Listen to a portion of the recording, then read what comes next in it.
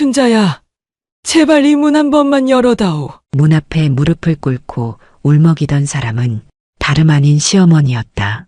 14년 전 비가 쏟아지던 날 나를 성북동 대문 밖으로 내쫓으며 딸만 셋 낳은 여자는 우리 집에 둘 수 없다고 소리치던 그 여인이 이제 낡은 외투에 먼지를 뒤집어 쓴 채 초라한 얼굴로 대문 앞에 앉아 있었다. 눈물인지 빗물인지 모를 흔적이 깊게 패인 그녀의 뺨을 타고 흘렀고 쉼터 앞 팻말을 조용히 응시하던 그 눈빛은 더 이상 무언가를 요구하는 시어머니가 아닌 그저 어디에도 갈 데 없는 사람의 눈빛이었다.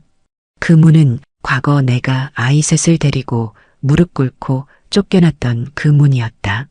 당시 대문 위로 떨어지던 빗방울 소리, 성긴 빗줄기 사이로 번지던 시어머니의 욕설, 그리고 고무신을 잃고 맨발로 쫓겨나던 내 발바닥의 서늘한 감각은 아직도 가끔 악몽처럼 되살아난다. 그 대문 앞에서 나는 무너졌다. 그리고 오늘 그 대문 앞에서 나는 서 있었다. 똑같은 위치, 하지만 완전히 다른 존재로. 여긴 누군가를 내쫓던 집이 아니에요. 이제 누군가를 받아들이는 집이 됐어요. 나는 문 안쪽에서 그렇게 속삭였다. 기억 저편에 내가 울고 있는 것 같았다. 그러나 지금의 나는 울지 않았다. 무릎도 꿇지 않았다. 그날의 나를 넘어서 있는 사람만이 이 문을 다시 열 자격이 있었다. 1976년 봄, 기와지붕 아래에서 떨어지던 빗방울은 끊이지 않았다. 그의 성북동은 유난히 비가 잦았고 그날도 여느 때처럼 흐린 하늘과 질척한 흙마당이 종갓집 대문 안을 가득 채우고 있었다. 딸만 셋 낳고도 체면이 있는 줄 아느냐. 암탉이 울면 집안이 망한다더니 이 집을 내가 망쳤다. 당장 나가라. 시어머니의 목소리는 빗소리보다 날카롭고 컸다. 마당에 주저앉은 내 치맛자락은 이미 흙탕물에 젖어 있었고 치마 속으로 숨어든 세 딸의 손은 작고 따뜻하고 떨리고 있었다. 첫째는 10살, 둘째는 8살, 막내는 겨우 5. 막내는 아직 상황을 이해하지 못하고 입술 끝에 묻은 캐러멜 맛을 곱씹고 있었다. 남편은 그날 없었다. 정확히는 등을 돌리고 있었다는 표현이 맞겠다. 시아버지는 담배를 피우며 무심하게 내 앞에 서 있었고 주변엔 동네 아주머니들의 시선이 느껴졌다. 그들은 대문 틈 사이로 봉숭아 물든 손으로 입을 가리고 딸만 셋 낳았으니 당연하지라고 수군거렸다. 나는 바닥에 주저앉았다. 무릎이 지늘게 빠지는 소리가 들렸다. 물에 젖은 고무신이 한 짝 슬며시 마당 밖으로 밀려나 있었다. 둘째가 말했다. 엄마 신발 빠졌어. 하지만 나는 대답할 수 없었다. 그 순간엔 숨을 쉬는 것도 죄처럼 느껴졌기 때문이다. 애들만이라도 남겨주세요. 학교는 친구들은 입이 바싹 말라와 말은 끊어졌고 그 말 대신 나는 두 손을 모았다. 누군가는 그걸 부처님께 비는 자세라고도 말했지만 그날 나는 사람이 아닌 존재가 되고 싶었다. 아무도 나를 보지 않길 바랐다. 그냥 사라지고 싶었다. 시어머니는 대문을 쾅 소리와 함께 닫으며 말했다. 다라이는 챙겼지? 내가 시집 올 때 가져온 거라며. 딸내미들 팬티나 챙기고 나가라. 그 다라이 안엔 삐뚤삐뚤한 이름이 적힌 공책 3권, 잘 쓰던 연필, 빨간 고무줄, 그리고 막내가 아끼던 구슬 하나가 섞여 있었다. 그 모든 것을 품에 안고 나는 세 딸과 함께 대문을 나섰다. 비는 계속해서 내렸다. 무슨 말씀이시죠? 그 집이 제 이름인데? 등기소 직원은 고개를 갸웃하며 말했다. 네, 오윤희님 명의가 맞습니다. 하지만 지금은 채권자의 청구로 경매 개시된 상태입니다. 등기부등본 보시면 아시겠지만 저당권 설정도 2차례 있었고요. 나는 멍한 얼굴로 손에 들린 종이를 내려다봤다. 등기부등본 상단엔 분명히 소유자 오윤이라 적혀 있었고 아래쪽엔 본 적도 없는 서명, 그리고 내가 쓰지도 않은 도장이 찍혀 있었다. 손끝이 싸늘해졌다. 이게 언제? 기억을 되짚었다. 남편이 서류 몇 개만 도장 찍어달라고 했던 날, 막내가 열이 펄펄 끓던 밤이었다. 아이의 젖병을 식히고 있던 내 손에 그가 던져주던 서류 뭉치, 그저 다 너 명의로 되어 있는 거니까 걱정 말라는 말 한마디에 나는 제대로 보지도 않고 도장을 찍었다. 내가 찍은 건 집을 넘기는 사인, 그리고 내 전 재산을 담보로 남편이 대출받도록 만든 이 집의 몰락의 허락서였던 셈이다. 윤희야, 당신 좀 쉬어. 나 이거 급한 거니까. 그때 남편은 그렇게 말했다. 목소리는 늘 낮고 부드러웠다. 그리고 나는 그 목소리에 길들여진 여자였다. 말을 거역해 본 적 없고 그저 눈치를 보며 살아왔던 여자.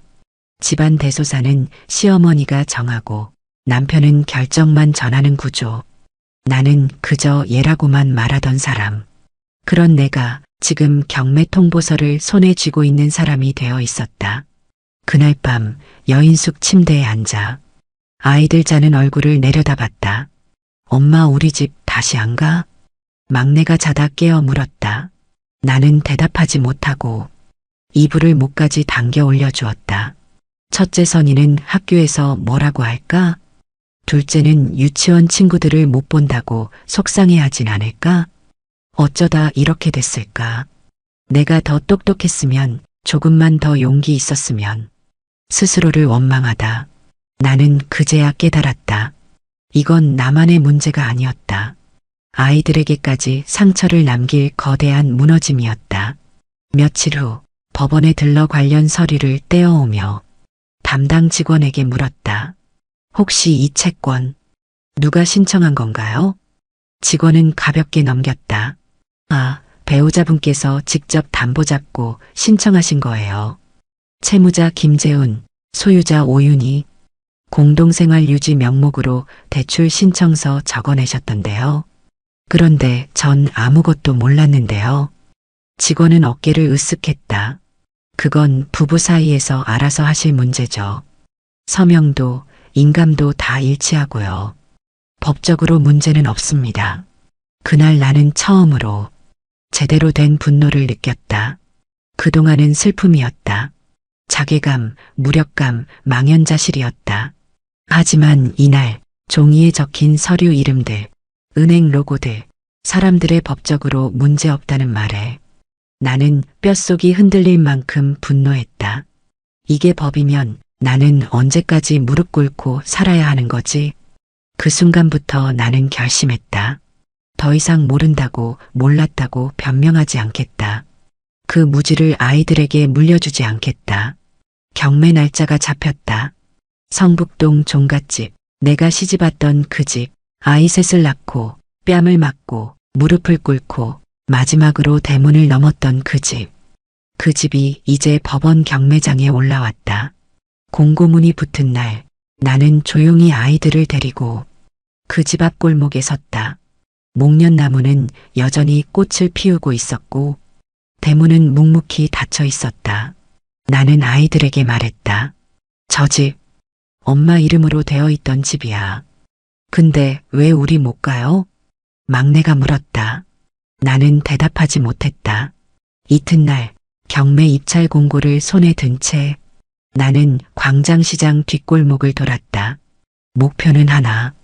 내가 이 집을 다시 살 거야. 하지만 방법이 없었다.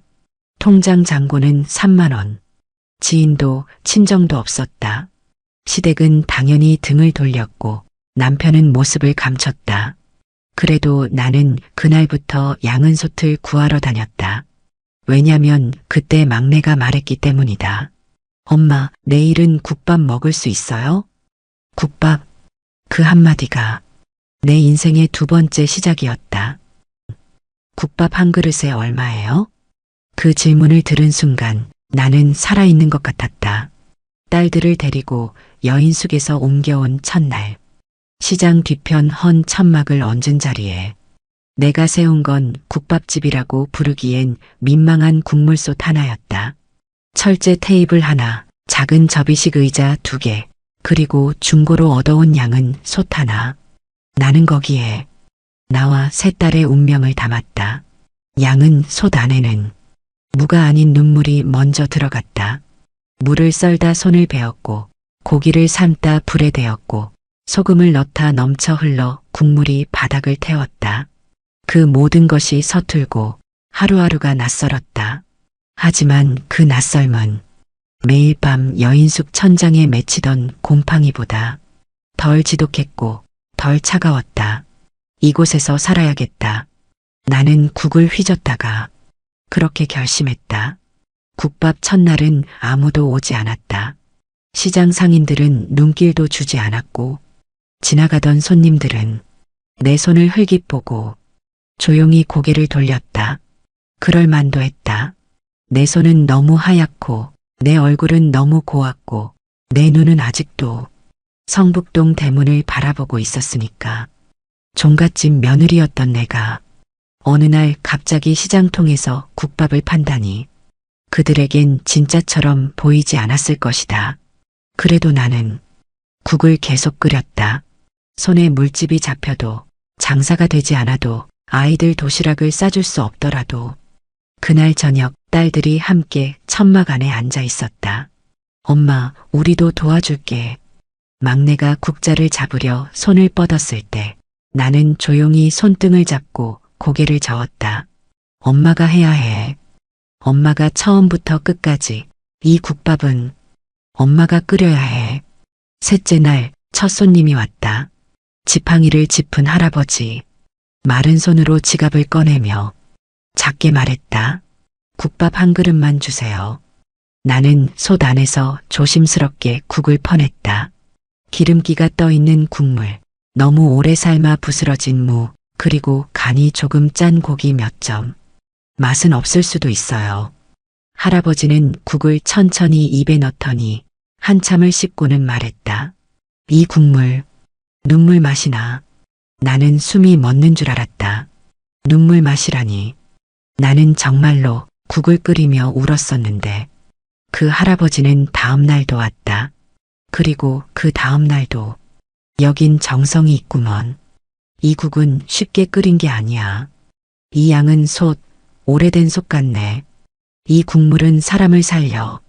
그의 칭찬은 나에게 수십 명의 손님보다 더 큰 위로였다.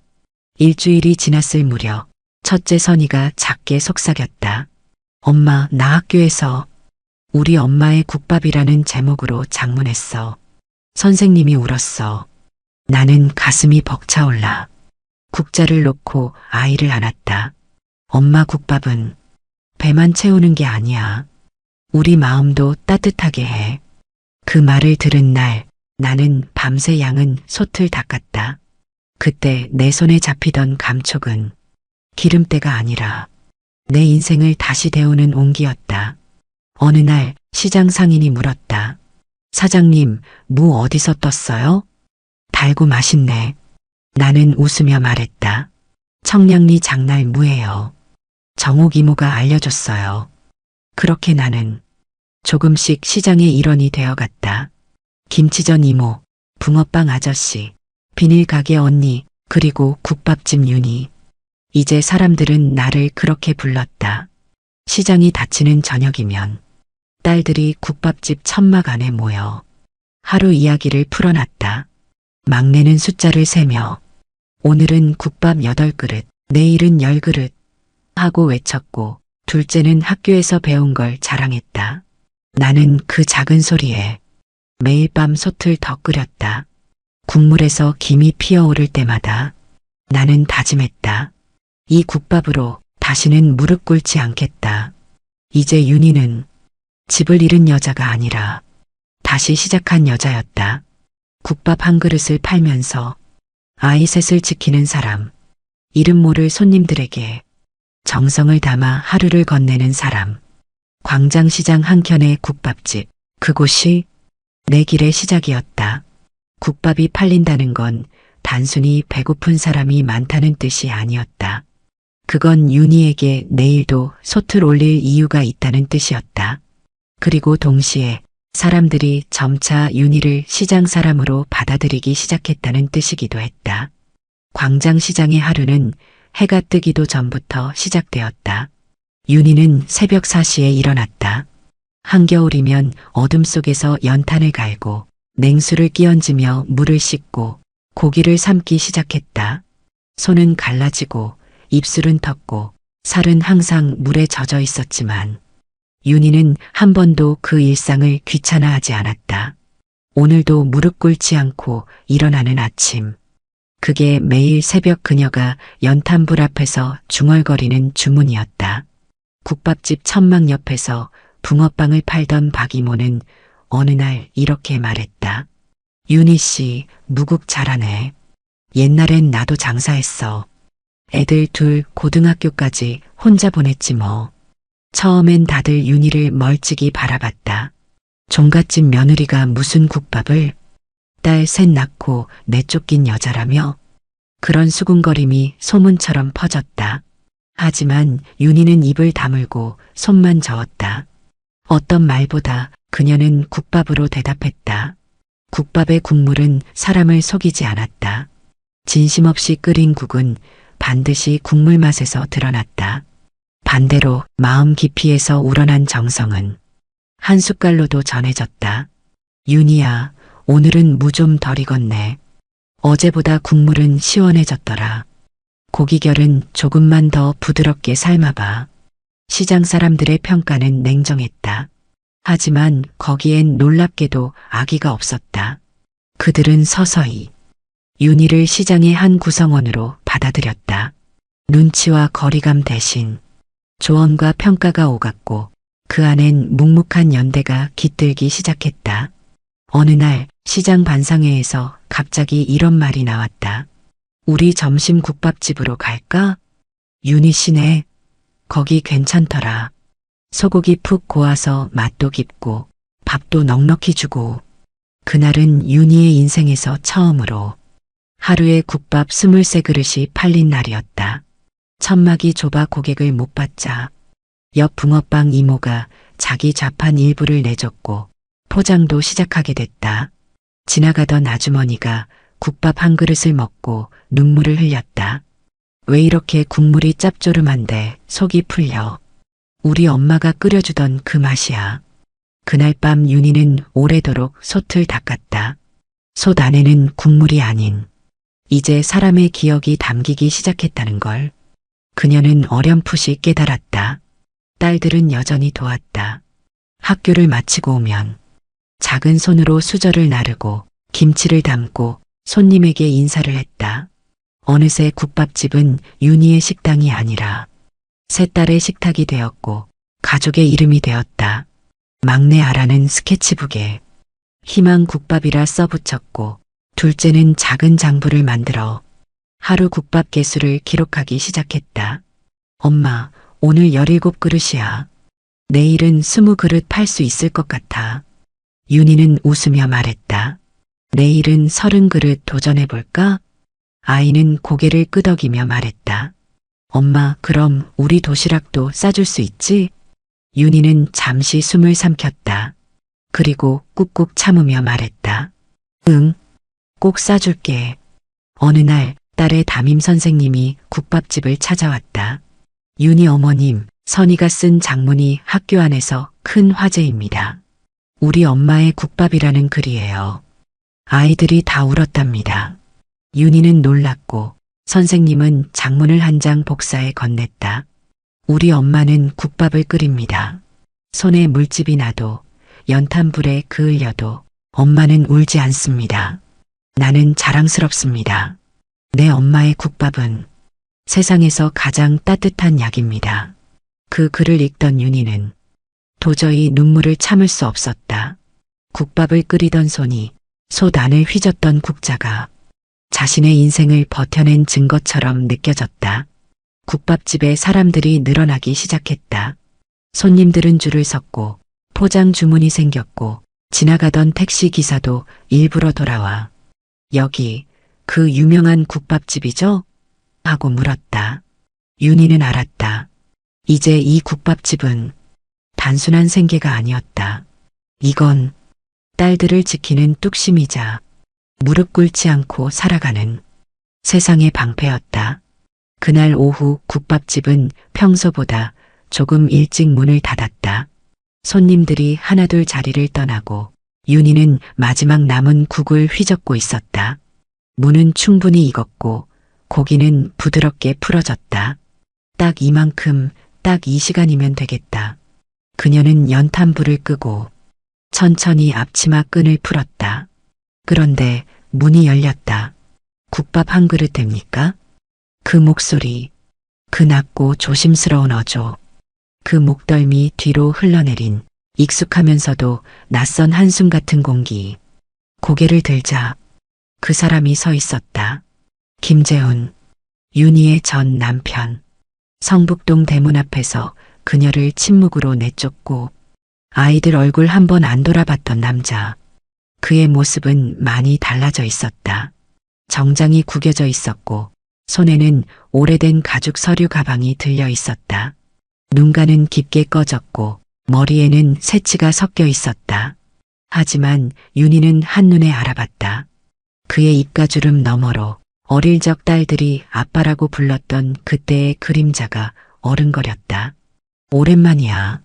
뭘 원하러 왔어요? 그녀의 말은 싸늘했지만 흔들리지 않았다. 남자는 묵묵히 국밥 한 그릇을 주문했다. 윤희는 말없이 솥을 열었다. 여전히 김이 피어오르는 국물을 조심스레 퍼담았다. 그릇을 그의 앞에 내려놓으며 윤희는 조용히 말했다. 이 국밥은요. 무릎 꿇고도 살아남은 사람들이 먹는 국밥이에요. 괜찮겠어요? 남자는 웃지도 못하고 고개만 끄덕였다. 국을 한 숟갈 뜨며 그는 말했다. 내가 당신한테 용서받을 자격이 없는 거 알아. 그럼 왜 왔죠? 설명해야 할 게 있어서. 그가 서류 가방을 열었다. 안엔 두툼한 서류 뭉치가 있었다. 윤희는 숨을 죽였다. 그가 건넨 서류엔 8년 전의 날짜가 적혀 있었다. 등기부등본, 금융거래 내역서, 그리고 문제의 보증 서류. 여기, 이거 내 이름으로 돼 있잖아요. 알아. 그거 내가 위조했어. 뭐? 그의 입에서 나온 한마디는 윤희의 모든 감정을 폭발시켰다. 왜 그랬어요? 왜 내 이름으로 빚을 냈어요? 왜 나한테 말도 안 하고 도장을 찍었냐고. 당시엔 당신 명의라면 대출이 나올 줄 알았어. 내 명의로는 거절당했고 그땐 그게 유일한 방법이라 생각했어. 그래서 날 버리고 집에서 쫓아내고 애들까지 그렇게 했단 말이에요? 남자는 고개를 숙였다. 그래, 나는 쓰레기야. 윤희는 말을 잇지 못했다. 솥에서 들려오던 김 끓는 소리조차 그날은 슬프게 느껴졌다. 그가 꺼낸 두 번째 서류는 진술서였다. 자필로 쓴 서명 위조에 대한 법적 인정 진술서. 이거 필요할 줄 알았어. 당신을 지켜주는 데에라도 쓸 수 있으면. 윤희는 그 종이를 들고 한참을 바라봤다. 이제 와서 그게 무슨 의미가 있어요? 지금이라도 무릎 꿇는 게 의미 있지 않겠어? 그는 실제로 무릎을 꿇었다. 윤희는 재빨리 일어나 외쳤다. 그딴 거 아무 소용 없어요. 무릎 꿇고 다 끝나면 내가 8년 동안 왜 울었겠어요? 그의 무릎은 젖은 시장 바닥 위에 닿았다. 그 순간 윤희는 눈을 질끈 감았다. 딸들이 가게 안으로 들어왔다. 선희는 상황을 직감했고 지선이는 분노로 이를 악물었다. 막내는 그 사람을 알아보지 못했다. 너무 오랜 시간이 지나 있었기에. 윤희는 딸들 앞에서 처음으로 담담하게 말했다. 애들 앞에선 그만해요. 이 아이들이 다시 무릎 꿇지 않게 하려면 이제는 그 어떤 감정도 쓸모없는 짐일 뿐이에요. 그날 밤 윤희는 진술서를 복사해 서랍 깊숙한 곳에 넣었다. 정확히 필요한 날을 위해서. 그리고 장부 맨 마지막 장에 이렇게 적었다. 그 사람은 돌아왔다. 하지만 나는 이미 떠났다. 다음 날 아침 윤희는 국밥솥에 물을 올리며 조용히 숨을 들이쉬었다. 전날 밤 전 남편이 남기고 간 진술서 한 장이 작은 나무 서랍 안에서 그녀를 조용히 지켜보고 있는 것 같았다. 국밥솥이 끓기 시작했다. 물을 넣고 고기를 넣고 소금을 천천히 풀며 윤희는 생각했다. 이제 다시 지켜야 할 것이 생겼다. 이른 오전부터 국밥집 앞엔 사람들이 서서히 모이기 시작했다. 이젠 모두 익숙한 얼굴이었다. 사장님, 무는 어제보다 달아요. 오늘 김치 좀 더 익혔네. 내가 좋아하는 맛이야. 요즘은 여기 국밥 먹고 하루가 풀려요. 딸들 잘 지내죠? 큰애는 고등학교 간다면서요? 그 말들이 윤희의 하루를 일으켰다. 말 한마디, 국밥 한 그릇, 그게 윤희에겐 살아있음의 확인서였다. 며칠 후였다. 국밥을 다 먹은 한 손님이 조심스럽게 말을 꺼냈다. 뉴스 봤어요. 남편분 위조 문제. 윤희는 잠시 손을 멈췄다. 손님은 민망한 듯 고개를 숙였지만 윤희는 고개를 끄덕였다. 맞아요. 그 사람 제 서명을 몰래 썼어요. 그래도 사장님은 참 대단해요. 이렇게 가게 지키고 딸들 키우고. 그 말은 조용했지만 솥속 국물처럼 깊고 오래 남았다. 소문은 생각보다 빨리 퍼졌다. 남편이 집을 경매로 넘겼다더라. 국밥집 사장님 혼자서 법정 다닌대. 딸 셋 다 공부 잘한대. 장학금도 타고. 시장에서 그렇게 성실하게 장사하시는 분이 어딨냐. 하루는 시장 상인들이 자발적으로 나섰다. 윤희 씨, 우리 이번 반상회는 윤희 씨네 가게에서 하자. 간식도 국밥으로. 어차피 반찬보다 100배 낫지. 그 집 국밥 먹고 우는 사람도 있대. 나도 울어봤어. 웃음 섞인 말들. 그러나 그 안에는 진심이 있었다. 윤희는 아무 말 없이 솥을 더 닦았다. 김이 올라오는 양은 솥, 그 안엔 단순한 국이 아닌 사람들과 함께 버텨낸 시간이 담겨 있었다. 그날 이후 국밥집 앞엔 희망 국밥 광장시장 안쪽 천막이라는 이름으로 작은 간판이 붙었다. 누가 붙였는지도 모르게. 어느 날 조용히 시장 안쪽 고깃집 아저씨는 물을 공급해주며 말했다. 윤희 씨, 우리 집 소고기 무청 좀 써봐요. 국물 맛에 깊이 들어가. 그날부터 윤희는 무청을 직접 말리기 시작했고 새로운 시래기 국밥을 개발했다. 하루 두세 그릇 나가던 메뉴가 이젠 손님들이 먼저 찾는 대표 메뉴가 되었다.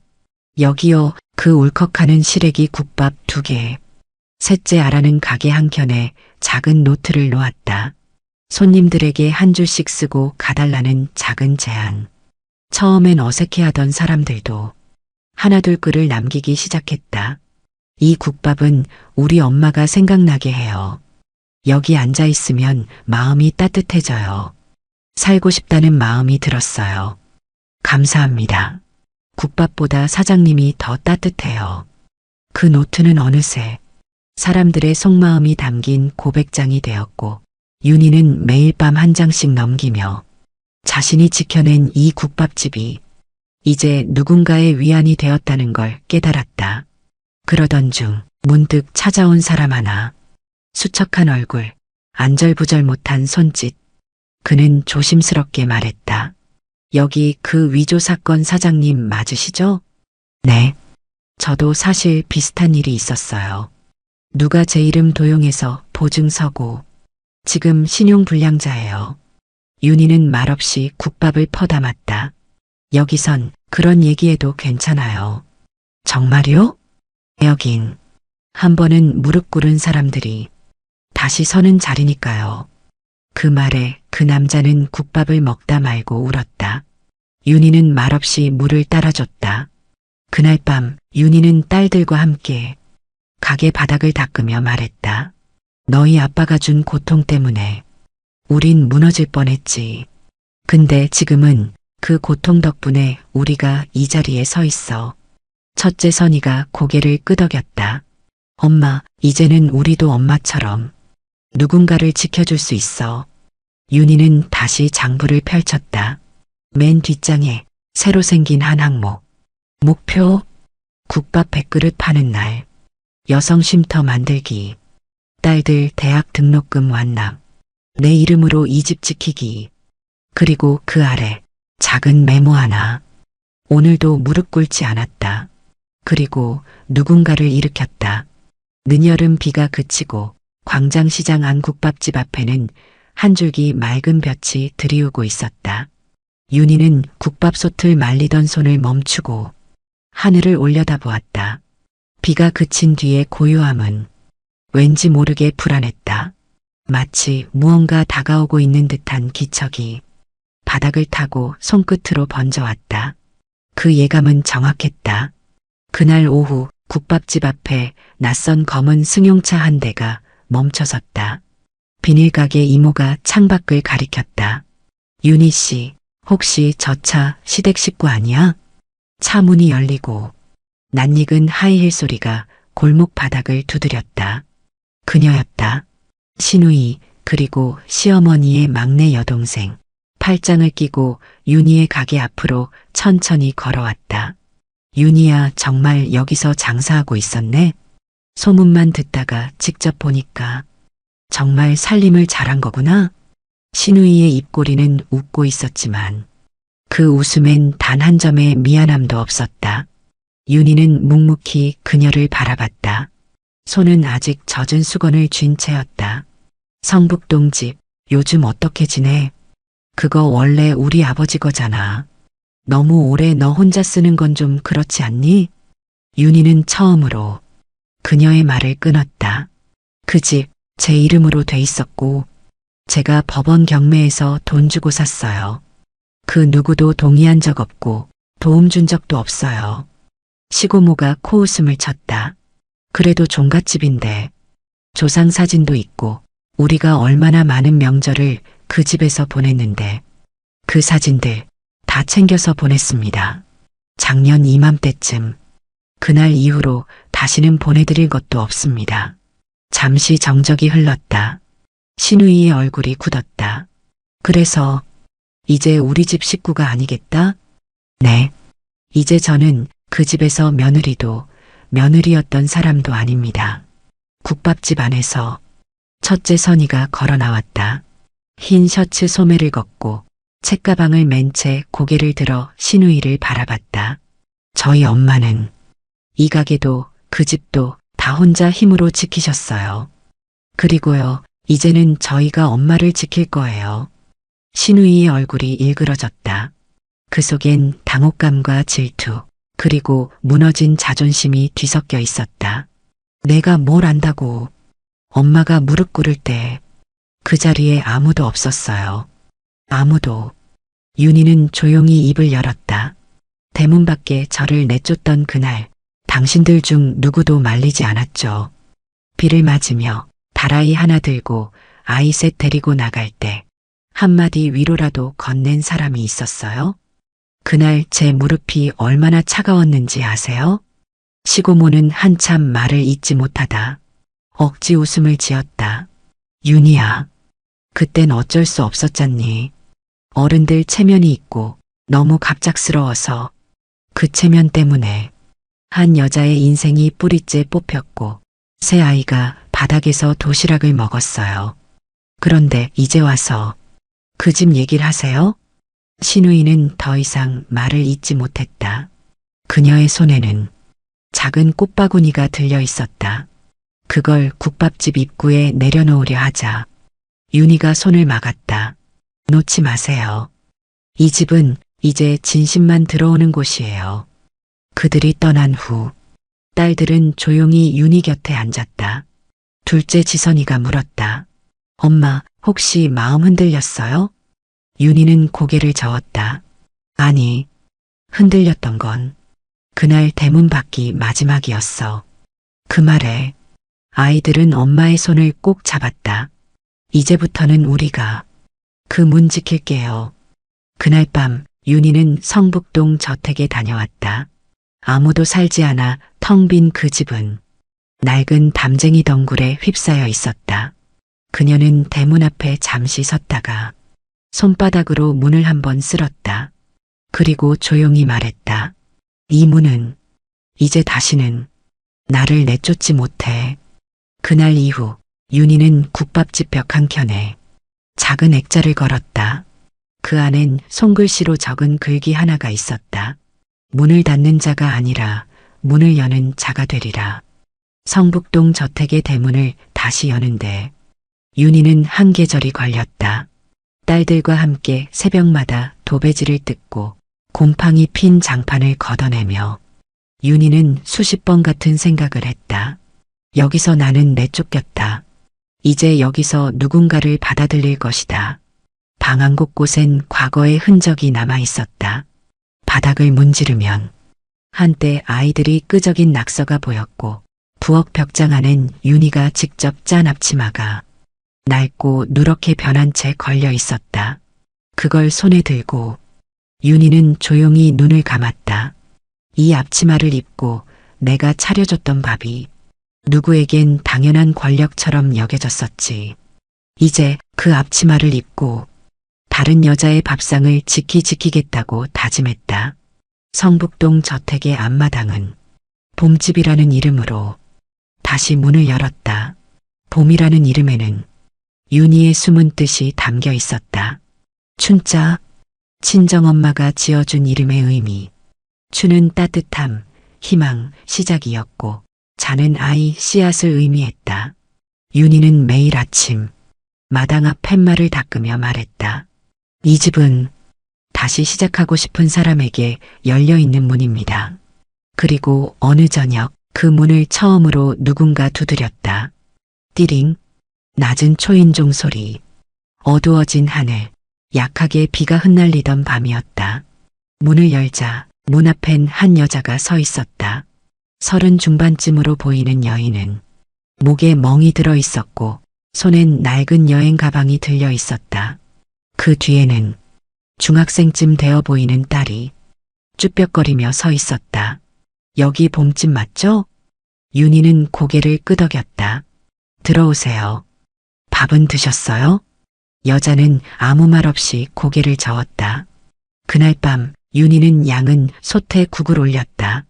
평소보다 더 오래 끓인 국물에 무와 고기를 넉넉히 넣고 김치와 밥을 내어주었다. 이 국밥은 제가 처음 쫓겨난 날 딸들과 나눠 먹었던 국밥이에요. 국물은 눈물로 간했고 고기는 손에 물집으로 익었어요. 그녀는 멈칫하더니 숟가락을 들었다. 딸도 천천히 국밥을 먹기 시작했다. 몇 숟가락 후 그 여자가 울기 시작했다.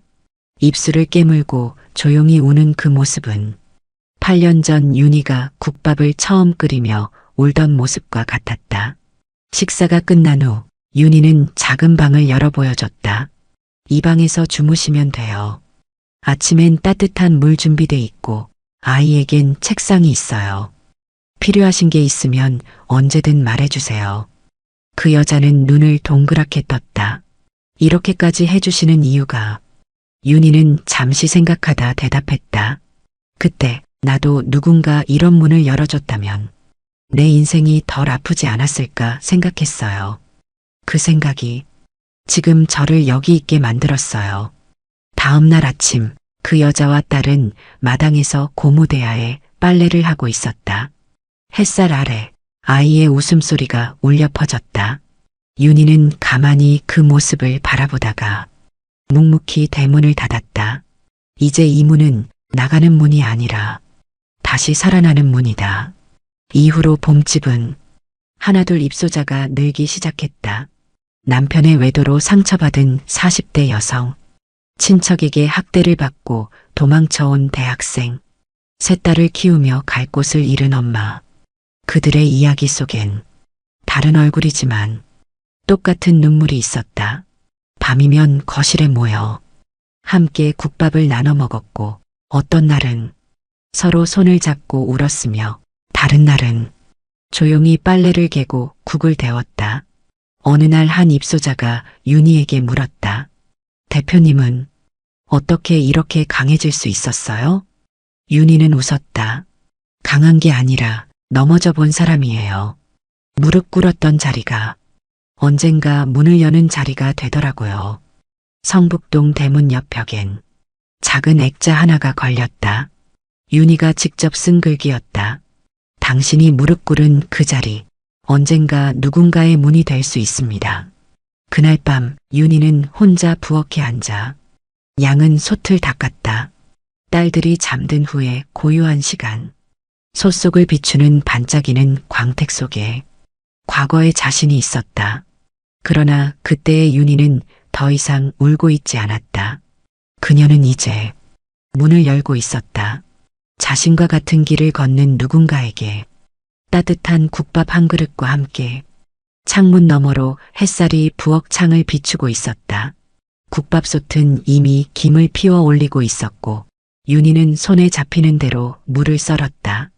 이제 칼질은 습관이 되었고 국밥의 간은 손끝으로 느껴졌다. 딸들은 모두 제각기 바빴다. 첫째 선희는 도서관에 가기 전 국밥집을 들렀고 둘째 지선은 과학경시 대회 준비로 한창이었으며 막내 아라는 봄집에 새로 들어온 언니의 숙제를 도와주고 있었다. 그런데 그날 오후 선희가 숨을 헐떡이며 가게 문을 열고 뛰어들어왔다. 엄마. 윤희는 깜짝 놀라 국자를 멈췄다. 왜? 무슨 일 있어? 왔어요. 합격 통지서.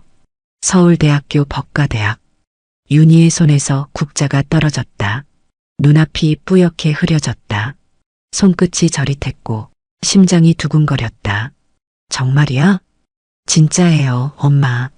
오늘 아침에 결과 발표 났고 저 정시수석으로 붙었대요. 장학금도 받는다고. 윤희는 무너진 것처럼 주저앉았다. 딸이 바로 앞에 있는데 그 얼굴이 자꾸만 뭉개져 보였다.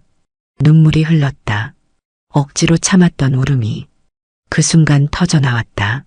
엄마 나 법대 갔어요. 엄마가 무릎 꿇었던 자리. 이젠 내가 일으킬게요. 그날 저녁 작은 파티가 열렸다. 지선은 미역국을 끓였고 막내 아라는 과일을 깎아왔다. 윤희는 시장에서 삼겹살 2근을 사왔다. 삼겹살은 그 집에서 가장 비싼 음식이었다.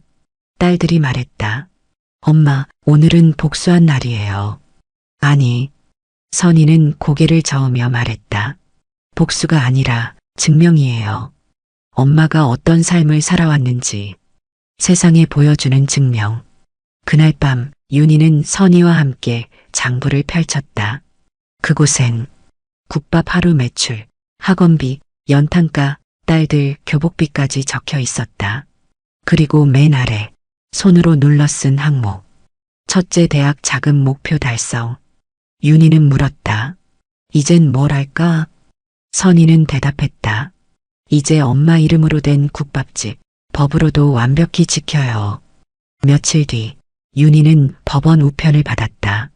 김재훈 측에서 이혼 무효 소송과 재산분할 청구를 정식으로 제기한 것이다.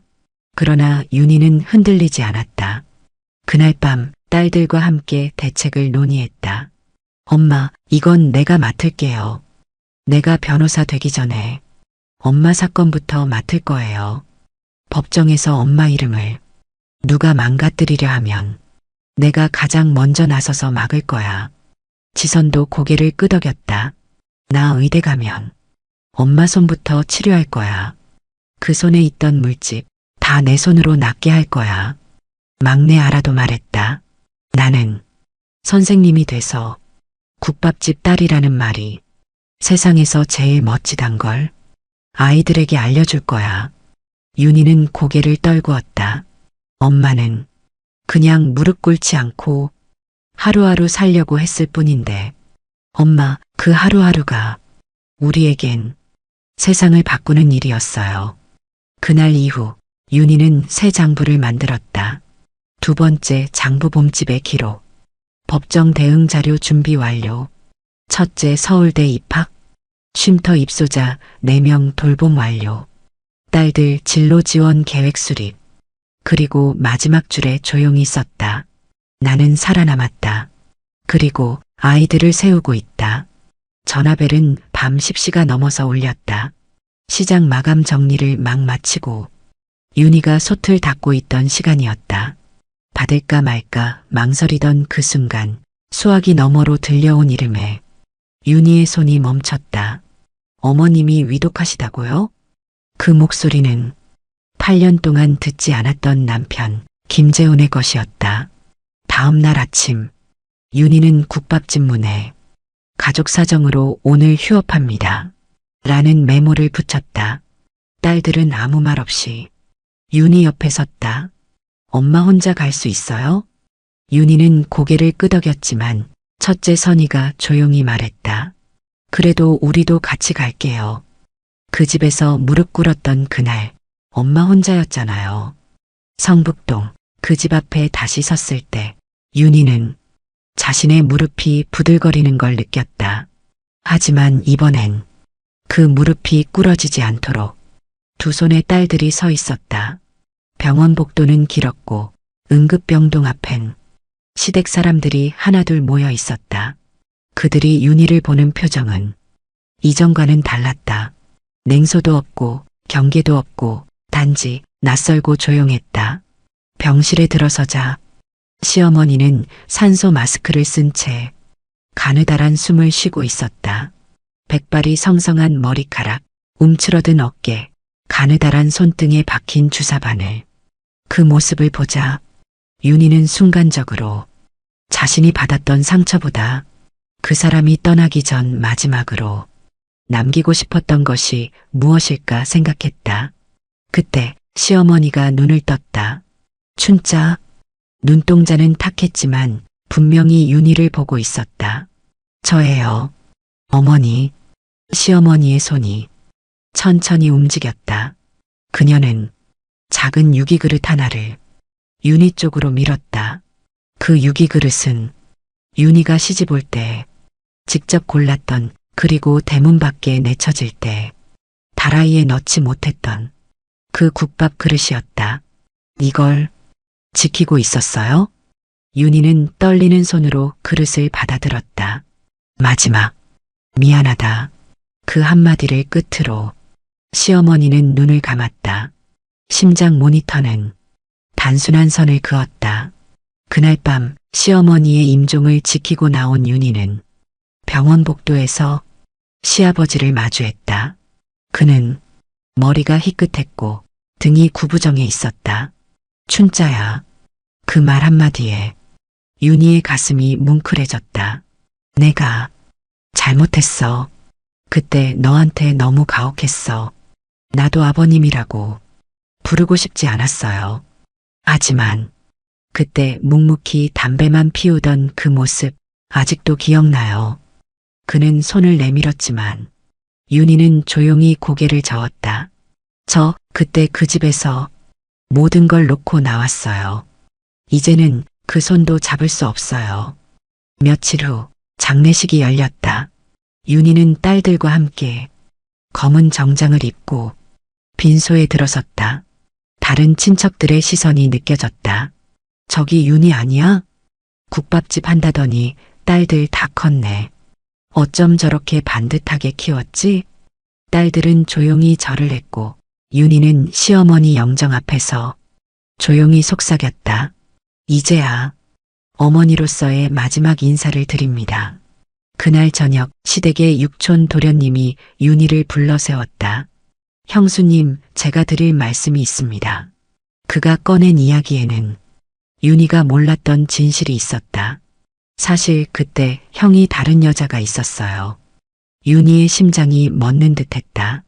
아들을 낳아줄 여자를 원했고 그래서 그 명분을 만들려고 딸 셋을 핑계 삼은 거예요.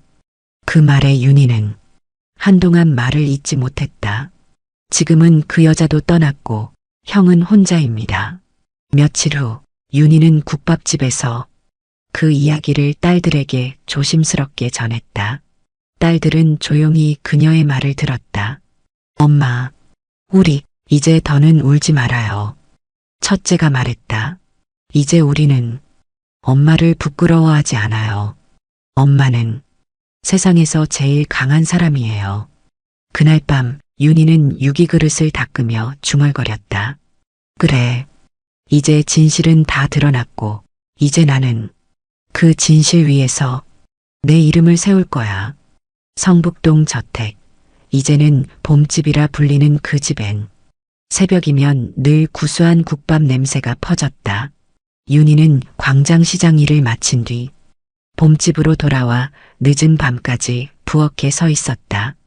입소자들의 이불을 살피고 방마다 조용히 창문을 닫고 냉장고에 반찬을 채워 넣는 일도 이젠 그녀에게 너무 익숙했다. 봄집은 단지 피난처가 아니었다. 그녀가 만든 이 집은 고요히 무너진 마음들이 다시 누군가의 이름을 되찾는 공간이었다. 그날도 비가 내리고 있었다. 여름과 가을 사이 늦은 장마처럼 내리던 비였다. 윤희는 솥에 물을 넣고 국을 끓이고 있었는데 초인종이 울렸다. 띠링.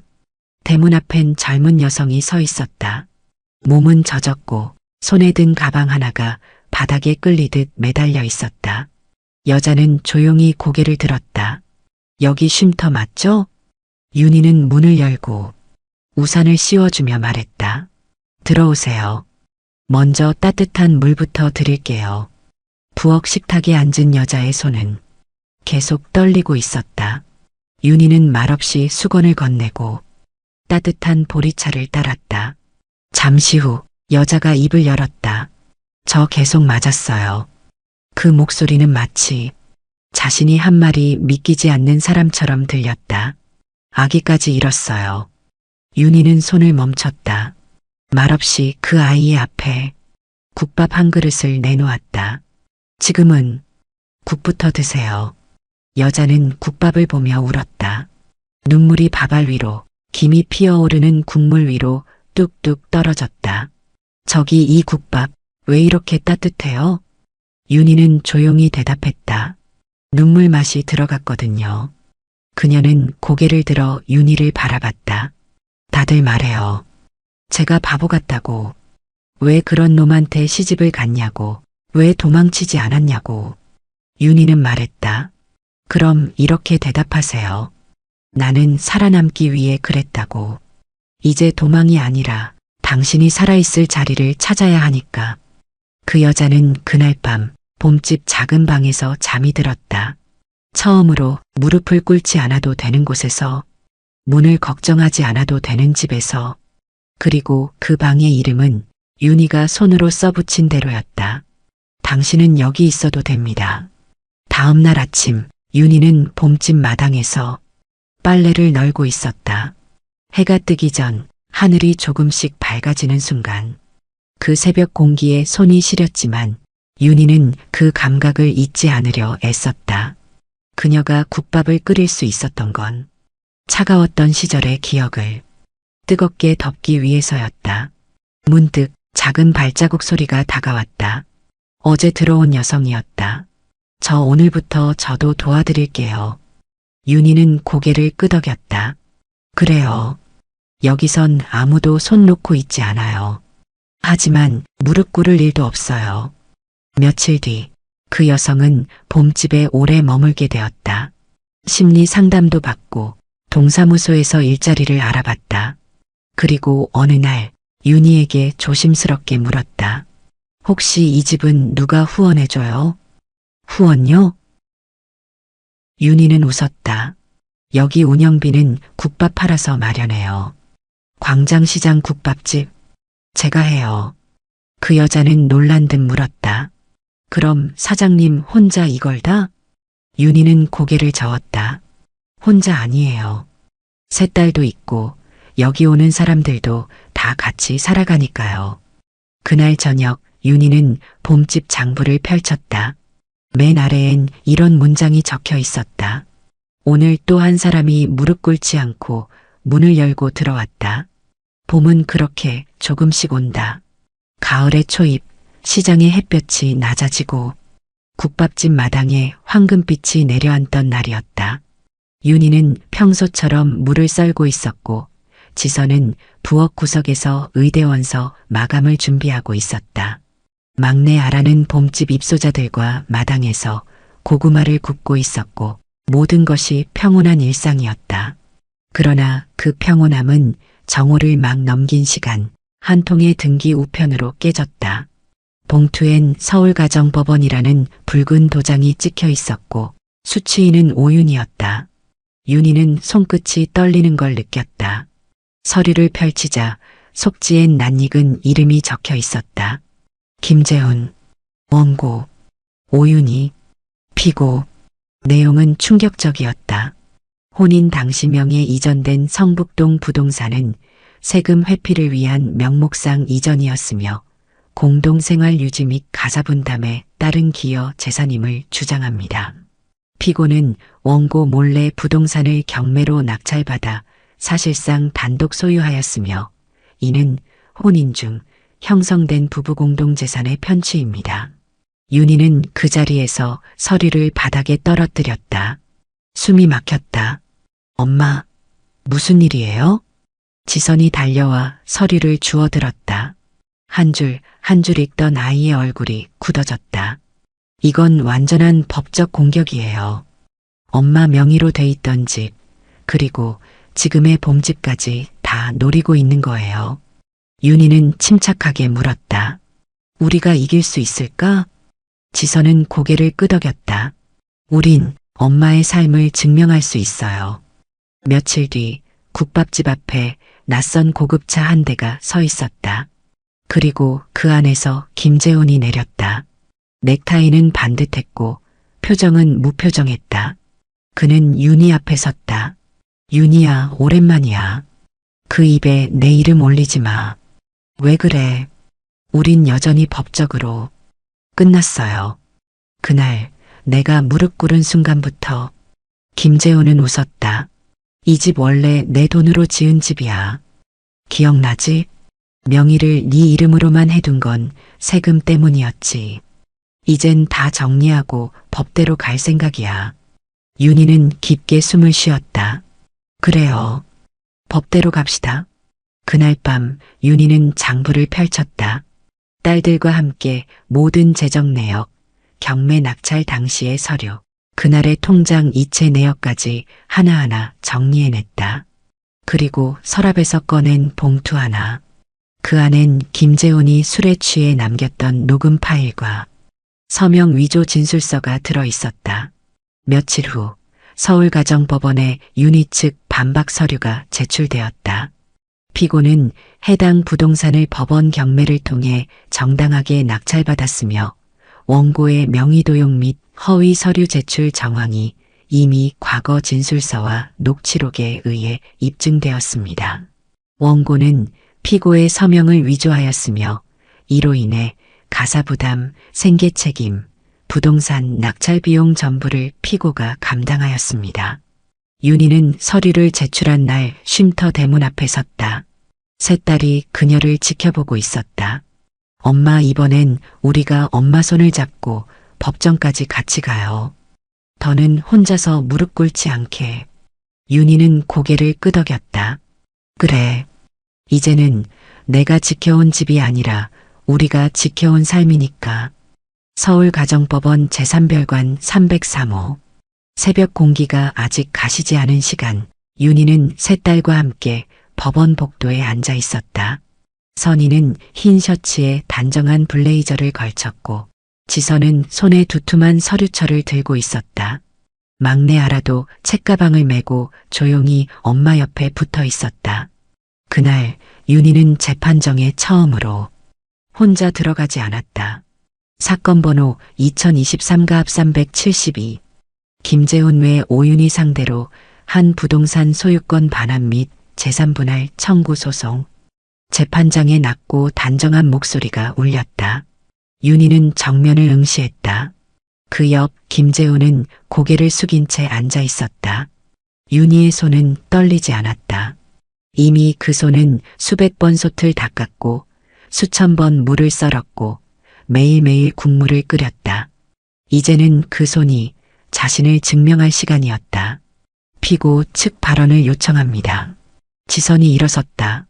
아직 학생이었지만 그날의 지선은 어떤 변호사보다 단단했다. 피고 오윤희는 혼인 중 남편의 서명 위조로 인해 경제적 손실을 입었고 이후 해당 부동산을 경매를 통해 자력으로 낙찰받았습니다. 경매 낙찰 당시의 통장 이체 내역, 자금 조달 내역, 법원 공고문 및 매각 절차 문서 모두 제출되어 있습니다. 재판장은 자료를 넘겼다. 그리고 물었다. 원고 측 이에 대한 반론 있습니까? 김재훈 측 변호인이 일어서긴 했지만 표정은 이미 지쳐 있었다. 원고는 피고가 당시 경제 능력이 없었음에도 낙찰 자금을 마련했다는 점이 의문이라고 주장합니다. 그 순간 윤희가 자리에서 일어났다. 법정안이 조용해졌다. 말씀하십시오. 윤희는 차분히 그러나 강하게 말했다. 그 자금은 제가 국밥을 팔아모은 돈입니다. 8년 동안 매일 새벽 4시에 일어나 광장시장 골목에서 국밥솥을 올렸습니다. 눈이 오나 비가 오나 무릎을 꿇지 않고 국을 끓였습니다. 그 돈으로 딸들 학교를 보냈고 그 돈으로 그 집을 다시 샀습니다. 재판장이 고개를 끄덕였다. 피고가 제출한 김재훈 씨의 자필 진술서, 서명 위조 인정 녹취록, 경매 당시 낙찰 입찰서와 일치합니다.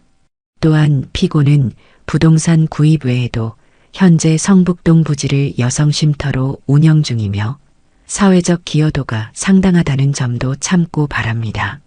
다음은 증언. 첫째 선희가 증인석에 올랐다. 이름을 말씀하세요. 이선희입니다. 피고와의 관계는? 저는 그분의 딸입니다. 오늘 증언하고자 하는 내용은 저희 엄마는 무릎 꿇고 내쫓긴 사람이었습니다. 하지만 다시 일어나 한 그릇의 국밥으로 새 아이를 키웠고 지금은 수많은 여성들을 안전하게 맞이하는 쉼터의 문을 열고 있습니다. 누가 봐도 그 집의 주인은 엄마였습니다. 증언이 끝나자 법정안은 조용했다. 그 고요 속에서 윤희는 알 수 있었다. 더는 말이 필요 없다는 걸. 삶으로 증명한 사람에게 변명은 필요 없었다. 판결은 2주 뒤로 미뤄졌지만 그날 윤희는 이미 이긴 것이나 다름없었다. 재판장을 나서며 윤희는 딸들의 손을 꼭 잡았다. 엄마 무서웠어요? 막내가 물었다. 윤희는 미소 지었다. 아니, 예전엔 무서웠지만 오늘은 내가 걸어온 길이 부끄럽지 않았어. 그날 밤 봄집의 마당엔 조용한 잔치가 열렸다. 입소자들과 딸들이 함께 따뜻한 국밥을 나눴고 웃음이 퍼졌다. 윤희는 마당 한가운데 손 옆에 서서 조용히 말했다. 이제야 내가 살아왔던 이유를 알겠어요.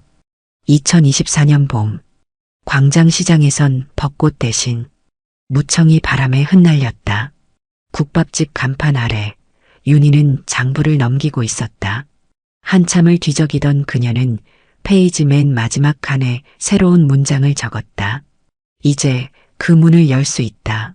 성북동 저택. 처음엔 종갓집, 이후엔 경매로 낙찰된 부동산, 그리고 지금은 봄집이라는 이름을 가진 집. 윤희는 딸들과 함께 그 집 대문 앞에 섰다. 14년 전 그녀가 무릎 꿇고 쫓겨났던 바로 그 자리였다. 그날도 비가 왔고 그날도 아이들이 옆에 있었다. 하지만 그날의 윤희는 고무신이 젖은 채 울고 있었고 오늘의 윤희는 굽 높은 단화를 신고 있었다. 이제 들어가요, 엄마. 막내가 손을 잡았다. 윤희는 고개를 끄덕이며 조용히 대문을 열었다. 기익. 녹슨 경첩이 울리는 소리는 마치 오래된 시간의 울음 같았다. 봄집엔 새 입소자가 있었다. 그녀는 아이를 안은 채 도망치듯 올라왔다. 저 여긴 진짜 아무도 안 때려요? 윤희는 고개를 끄덕였다. 여기선 누구도 소리를 지르지 않아요. 여긴 사람이 사람을 다시 배우는 집이에요. 그날 밤 윤희는 대문 앞에 조용히 섰다. 국밥솥이 부엌에서 끓고 있었고 딸들은 거실에서 웃고 있었다. 입소자들은 방 안에서 서로의 이야기를 나누고 있었고 윤희는 대문을 닫기 전 잠시 하늘을 올려다봤다. 여기서 나는 쫓겨났고 이제는 이 집을 지킨다. 그 순간 그녀는 문득 자신이 이 집의 주인이라는 사실보다 이 집의 문을 누구에게나 열 수 있는 사람이라는 것이 더 자랑스럽게 느껴졌다. 무릎 꿇고 빌었던 날의 기억은 여전히 윤희의 뼛속에 남아 있었지만 그것은 더 이상 수치가 아니었다. 그것은 누군가가 다시 일어서는 법을 배울 수 있게 해주는 기억이었다. 다음 날 아침 윤희는 작은 액자를 붙였다. 대문 한켠 누구나 볼 수 있는 자리였다.